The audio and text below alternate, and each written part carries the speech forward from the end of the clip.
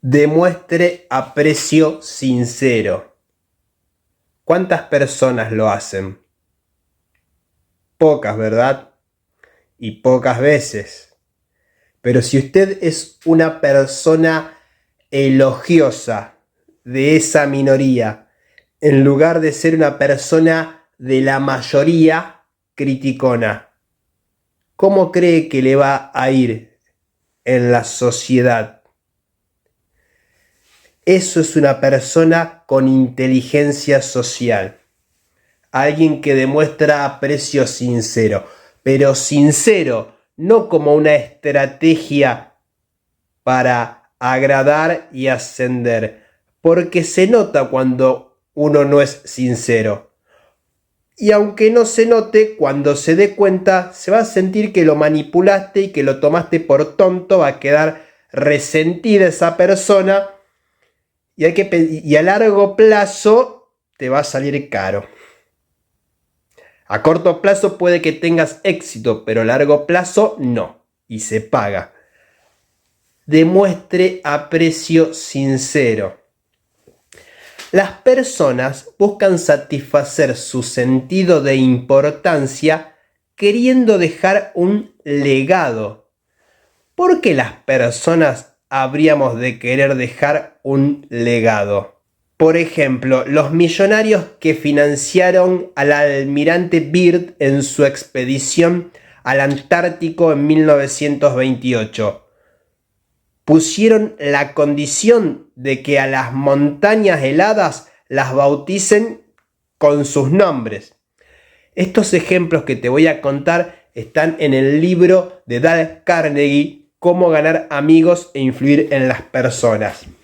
De todas las necesidades que tiene el ser humano, que tiene usted, que tengo yo, techo, alimento, trabajo, una pareja, de todas ellas, la más subestimada es la necesidad de sentirnos importantes. Sin embargo, es lo que le da el sentido a la vida, es aquello por lo cual todos vivimos. Sentirnos importantes, no necesariamente siendo ricos y famosos y de prestigio en toda la sociedad, pero sí, como la mayoría lo hacemos, para nuestra familia, para nuestro grupo de amigos, para otra persona, para nuestro círculo.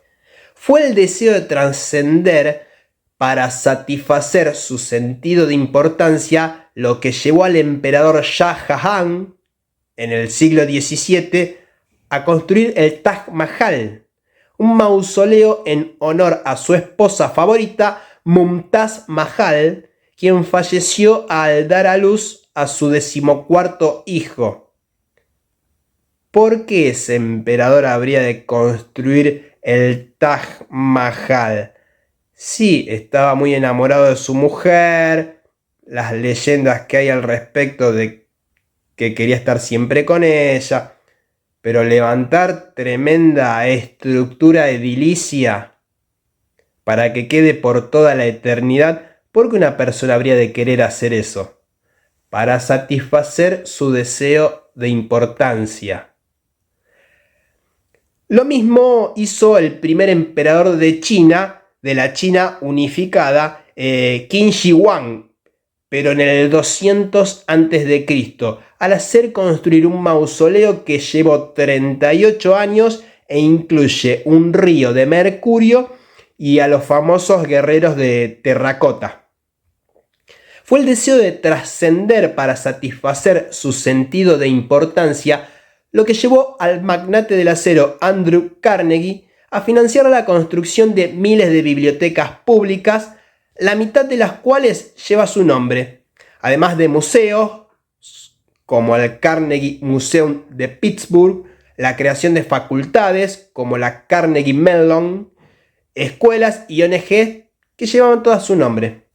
Las personas satisfacen su sentido de importancia buscando dejar un legado.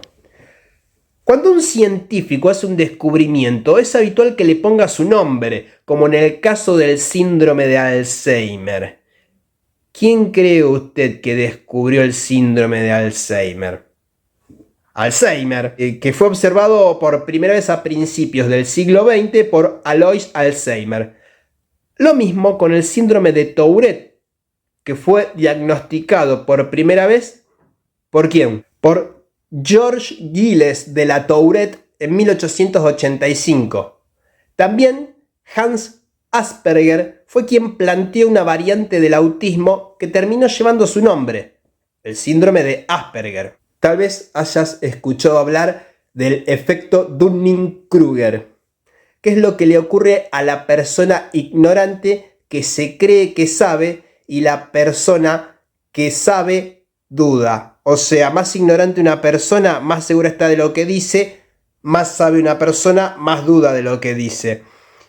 Esta denominación, efecto Dunning-Kruger, viene dada por los psicólogos que la describieron en 1999, David Dunning y Justin Kruger. Los descubrimientos en física de Isaac Newton llevan el nombre Las leyes de Newton. Los descubrimientos de Michael Faraday sobre electricidad y magnetismo son conocidas como las leyes de Faraday. El voltio se llama así en honor a Alessandro Volta. Los watts, para calcular la potencia eléctrica, se llama así por James Watt. Hay personas que para satisfacer su deseo de importancia recurren al victimismo y a la lástima para obtener atención.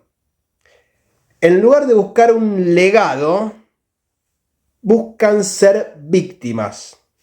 Por ejemplo, yo tengo una tía que se llama Patricia. No importaba qué tan mal pudiese estar a cualquier miembro de la familia, que ella siempre estaba peor. Recuerdo un día que a mi abuelo le dio un ACV y estábamos los familiares en la habitación del hospital donde estaba internado y llegó ella con 2 muletas y un brazo enyesado. Resultó que se había caído de la escalera mientras limpiaba. Su vida era una sucesión de desgracias. Nació siendo una persona muy nerviosa y había arruinado su matrimonio y la relación con su hijo por su agresividad, a quien siempre denigró y trató como a un inútil. Era tan negativa que nadie la quería cerca por su mala energía y su constante pesimismo. Nadie quiere estar rodeado de personas así. Problemas tenemos todos, como para que venga otro a decirnos que los suyos son peores. Las únicas personas que la toleraban cerca era mi abuela, su madre, pobre, pero la soportaba porque era su hija y bueno, el instinto materno, ¿verdad? Sus 2 hermanos no la podían ver, o sea, mi mamá y mi tío, mi otro tío.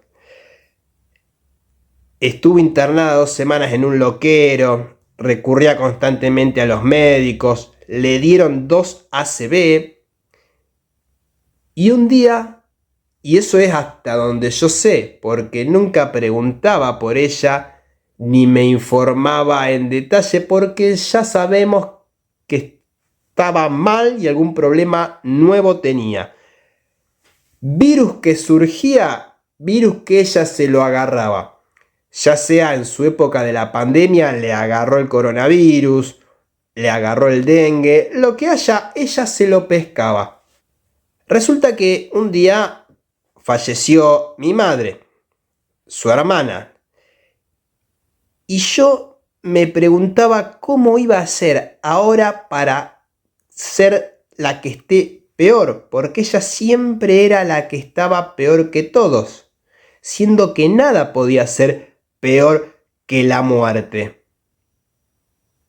Algo iba a pasar, yo ya sabía, no porque pueda predecir el futuro, sino porque en base a sus antecedentes, ¿verdad? Y resultó que a la semana tuvo un accidente cayéndose desde una altura considerable y produciéndole varias roturas internas, entre ellas algunas costillas, una de las cuales lastimó otro órgano interno y estuvo complicada, teniendo que usar en el cuerpo una especie de armadura de plástico. Con decirte que siempre en toda familia es una noticia trágica que alguien te diga que le diagnosticaron, cruzo los dedos porque voy a nombrar la palabra maldita, cáncer. Cuando uno se entera que algún miembro de la familia le diagnosticaron cáncer, es una tragedia, porque es de alguna forma como una especie de sentencia de muerte, ¿verdad? Bueno, a Patricia, mi tía, le diagnosticaron cáncer.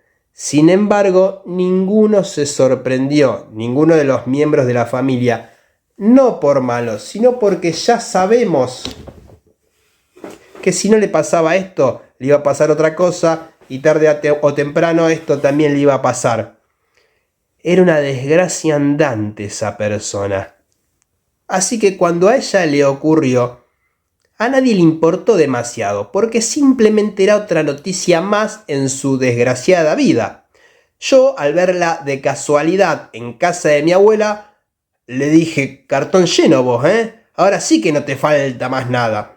Pero al notar que se ponía en víctima de que ella no era la culpable de nada y encima era agresiva, entonces simplemente seguí hablando de otra cosa, porque si no iba a haber una escalada innecesaria, ¿verdad? Y todas estas cosas son solamente algunas que yo recuerdo y me enteré que le ocurrieron. Porque nadie pregunta mucho por alguien que ya sabe que siempre está mal. ¿Quién no tiene un personaje así en la familia?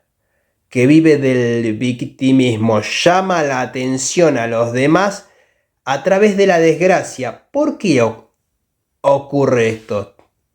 ¿Tienen toda la mala suerte del mundo? ¿Cómo puede ser que se pesquen todas las desgracias, enfermedades y accidentes?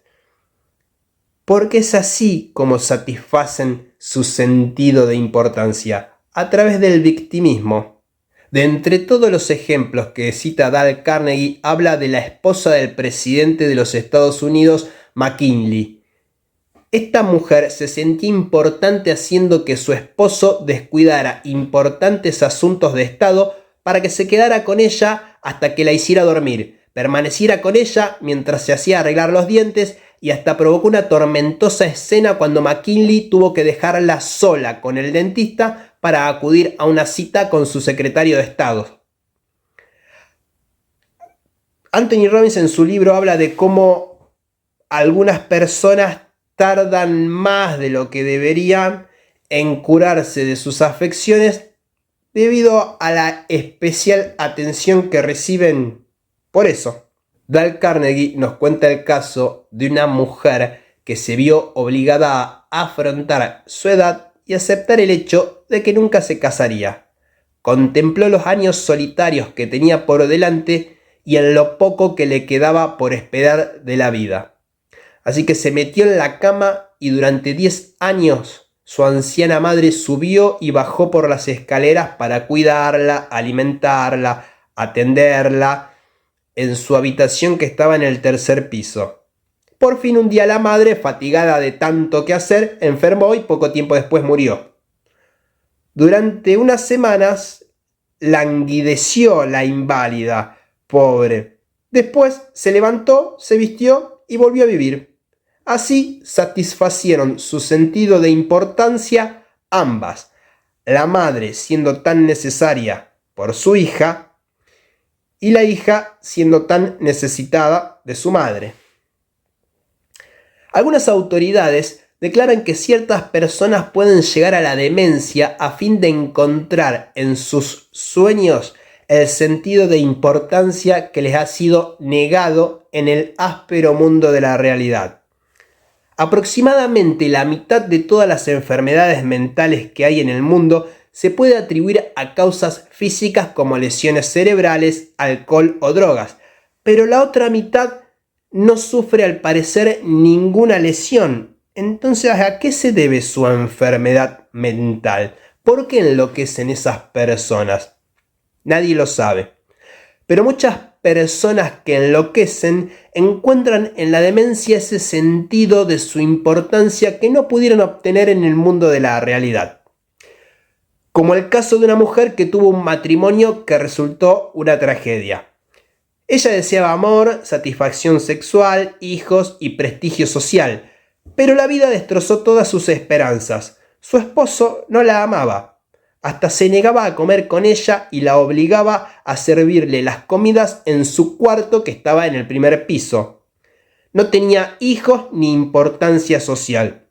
Así que enloqueció. Y en su imaginación se divorció y recuperó su nombre de soltera. Después de eso, ella creía que se había casado con un aristócrata inglés e insistía en que la llamaran Lady Smith. Y en cuanto a los hijos, se imaginaba todas las noches que daba a luz a uno. Cada vez que el doctor la visitaba le decía: «Doctor, anoche tuve un bebé». Suena trágico este caso, ¿verdad? Que nos cuenta Dale Carnegie en su libro Cómo ganar amigos e influir en las personas. Pero sin embargo, tal vez no sea tan así. El médico cuenta, si pudiera devolverle la cordura a esta mujer, no lo haría. Es mucho más feliz estando como está.